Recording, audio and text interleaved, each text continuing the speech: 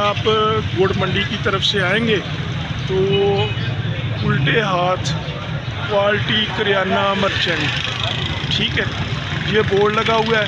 इसी तरह ये बिल्डिंग है। अभी मैं आपको इसके अंदर लेकर जाऊंगा।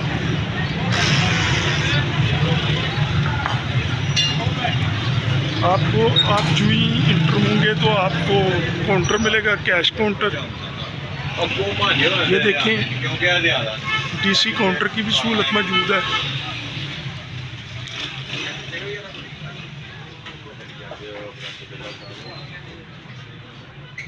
थोड़ा सा रश कम हुआ है तो सामान लगाना शुरू हो गए हैं। ये बच्चे बहुत अच्छे हैं, कोऑपरेट करते हैं।